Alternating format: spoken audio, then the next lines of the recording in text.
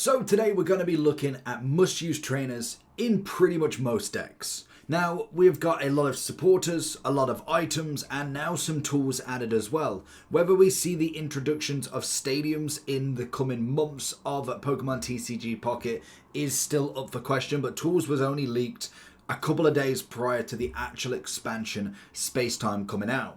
Now, there is still some very good trainer cards that you can use from the old sets. I do think Misty is still a hefty play in a water deck. I don't think you could have one without it personally. And then kind of same with Erica. If you've got a lovely grass deck going on, healing 50 damage is an absolute blessing. Now, obviously there's no difference between the full art trainers or just going for the basic supports. To be honest, I kind of like having the normal support cards to differentiate, but if you do want to go for a pop of colour, then the full art trainers are always that flex, let's be real.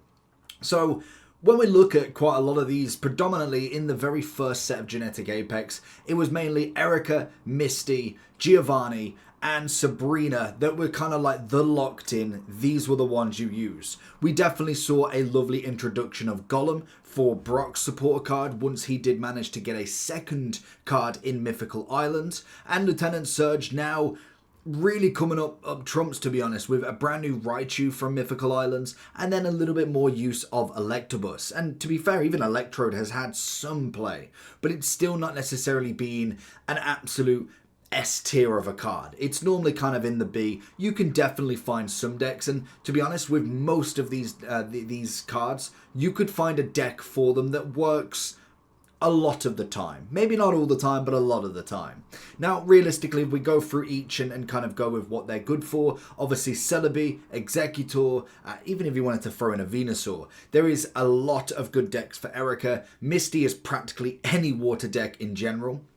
With Blaine, we've got during a turn attacks, using Ninetales, Rapidash, or Magmar, you do 30 extra damage. It's always good for them chip damages because we know full well that Rapidash, Ninetales are very quick attackers, and even Magmar. Now finally getting, I believe we got a nice Magmortar card that actually does do some damage is always fantastic to have as well. So most definitely that's going to be one that can be put into play as well. So if I was just to change the screen over a second, you can see we have had, Mag 7 doesn't work, but we've obviously had, let's get rid of everybody else. You've got the Magmar, we've had 3 different ones now, taking energy from your energy zone attached to this Pokemon, and then obviously having the 4 Magmortar energy, 100 bursting Inferno, adding then a potential extra if you started with, for instance, a Magmar here and just got enough to get into this sort of position, you're going to do a solid amount of damage, but it means it's going to be in play at some point. Giovanni obviously is the 10 extra damage, can do pretty well because obviously if you do need that extra 10, they're just out of that remit. If you've got one of these in your decks, it's always going to be fantastic as a trump card to have at the end. But it's slowly becoming less important, so always bear that in mind. Brock obviously for Onyx and also Golem. Once we finally get a Steelix, which I'm pretty sure we don't have anything as of yet with Steelix, that more than likely will come in the next few expansions. Sabrina swapping out your opponent's active Pokemon. They do get to choose, and there is a better one potential for you in the near kind of future of this video. Lieutenant Surge, obviously, we went through. Great for the Pokemon that it does require with Raichu, Electrode, and also Electabuzz. We then obviously have got ourselves some lovely full art trainers. I'm not going to go over the fossils as really they're not an item. They are still a way of getting a Pokemon involved. We do have a few items that are just not really there. We've got the Pokemon Flute. Put a basic Pokemon from your opponent's discard pile onto their bench. It's not necessarily going to be needed on such a small deck. What you've got to remember, on the TCG Live, you're allowed, I think it's 60 cards in total, whereas obviously the Pocket, you're only allowed 20. Whether we do see an increase in that, but whether this is meant to be almost the express game of Pokemon, I don't know.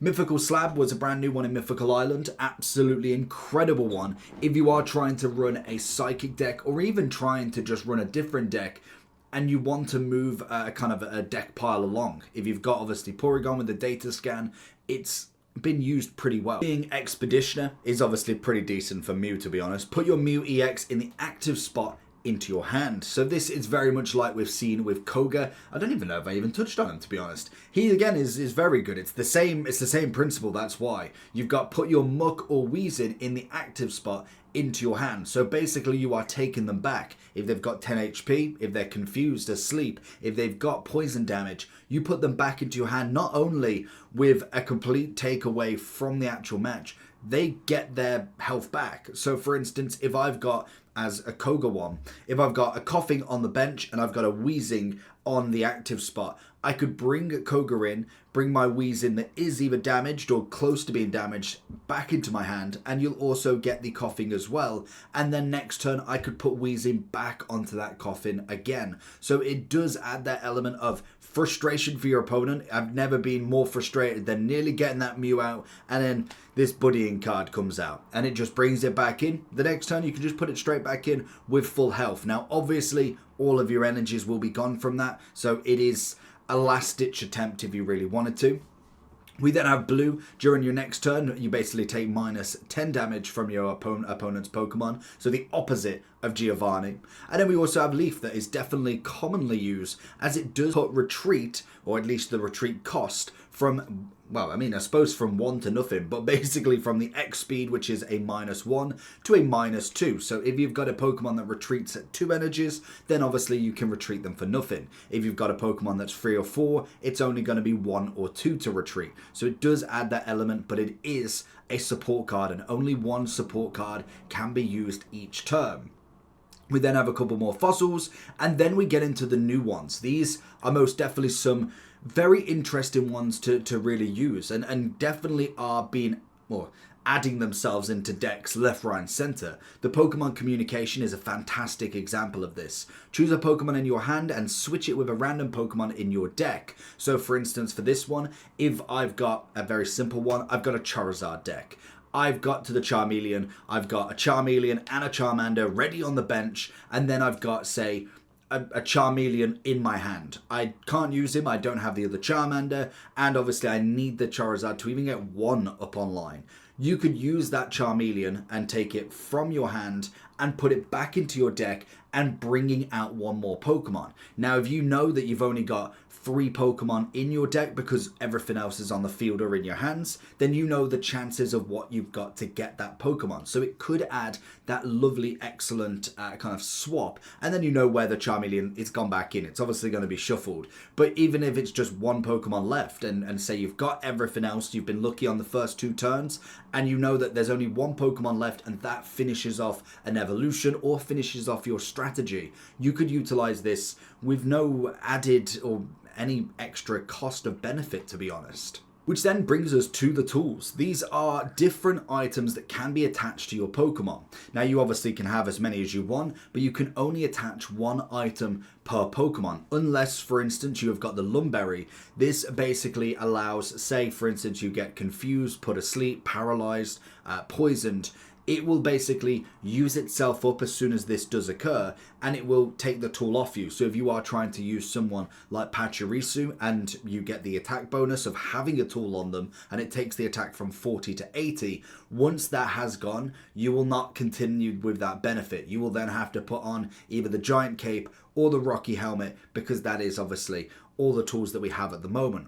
And they are pretty good tools. I must admit the Rocky Helmet is swaying heads at the moment with the Drudagon combination of Rocky, what is it? No, it's, I don't even know what his ability is called. It is Rough Skin and the Rocky Helmet, both doing 20 damages once being attacked, meaning Drudagon, if attacked with this Rocky Helmet on, can do a 40 damage to each Pokemon. Obviously the Giant Cape's a nice and simple one. It is just a plus 20 on the HP. And then we get to the good ones, some new supporters that we had, and I must admit, there's one that's really on my list, and that is going to be Cyrus. Cyrus is a phenomenal supporter of this. Obviously, with Cyrus, he switches out one of your opponent's bench Pokemon that has damage to the active spot. But not only is that just based on kind of who has been attacked, you get to pick. I think that, for me, is one of the best features that you've got. Sabrina is phenomenal. Obviously, you could get yourselves out of a sticky situation. Maybe they don't have any retreat bonus and they don't have no energy to retreat it, so you do get some extra turns to attack as such. Whereas Cyrus brings him straight back into play and it works effortlessly. It's a great support card and it's featuring in a lot of decks at the moment. We then have the Team Galactic Grunt. Put one random Glameowth, Stunky, or Krogunk from your deck into your hands. Again, not a bad one. You could make a specific deck, but then Pokemons are just not necessarily that meta as of right now. If we were to take a quick look, for instance, at Glameowth, I do need my video on here, that will definitely help. We have Glameowth here as kind of pose, flip a coin if that attack does nothing, and then you've got... I mean, what is it? It's Purgaloin, isn't it? I want to say is the evolution. I don't even know what they've got. You've got Interrupt. Your opponent reveals their hand. Choose a card you find there and shuffle it into your opponent's deck. I mean, you definitely could add a level to this. You've got Stunky. Again, I'm not really feeling it, to be honest, in terms of where it kind of goes. And then you've got Krogunk. I didn't even know he had a card, really, to be honest. Group Beatdown. Flip a coin for each Pokemon you have in play. This attack does 20 damage each. I mean, yes, we got the evolution, have we? What is it? Oh, Toxicroak. Group Beatdown. Oh, he does the same, but it's obviously more. I mean, I get where it's coming from, and it probably has got some play in a very specific deck, but realistically, it's a very niche sort of deck to go into. We then have Cynthia, which is obviously mainly looked at Togekiss and Garchomp, giving them an extra 50 damage on their turn. That mixed in with Togekiss's actual attack is absolutely brilliant. If you've kind of gone for it, the Overdrive Smash does 60. On the next turn, if you do get a next turn attack, you will do 120 with that damage. If then you throw Cynthia on top, you're going to do a whopping 170, which is pretty much close to KOing absolutely everything. Now, unfortunately, there's no extra damage you could do because Cynthia is a support, and I don't think there is an item in this game that could add an extra 10 damage on top of that. Garchomp, again, it's kind of getting there, but to be fair, he was kind of a bit of a letdown. He doesn't have an EX, and I just find himself to be a little bit underwhelming as a dragon deck. We then have Volkner, I believe is how you pronounce it. Choose one of your Electivire or Luxray, attach 2 energy from your discard pile to that Pokemon. Again, got certain elements that you could use. Electivire and also Luxray are probably moderate decks. They're not going to be crazy, but they're going to be moderate as a little bit. Dawn, incredible. Another top tier support card. Definitely worth having a look in a lot of specific decks, especially something like a Giratina deck, where basically you can use Giratina's Levitate ability, where if you have an energy on the card, there is no retreat cost. So if you've got something like Gengar, if you've got something like Mewtwo at the back that you're holding off, you could bring that back as no cost, and then use Dawn to take the energy that you have on Giratina and add it to Mewtwo as well. So for instance, if we're going a couple of turns in, we've got 1 on Giratina, and then we've got 2 on Mewtwo ready. What we could do is swap out Giratina on that next attack. We could then add an extra one from our pile to the Mewtwo, giving him free, and then add Dawn as a support card, giving him his 4th Psychic Energy, and obviously enabling that 150. It's a cracking support card if you can use it right. And then finally, Mars as the final support card. Your opponent shuffles their hand into their deck and draws a card for each of the remaining points needed to win. This is a good Hail Mary at the end if they've got 1 point to go, 2 points to go. Obviously, if they've got a big hand, both of you are trading left, right, and center. Plenty of items, supports, tools in their hands. You can obviously do that one, and it will give them just 2, 1, or 3 cards, depending on their points, which can have some play. It's kind of like a red card. It sometimes is nice.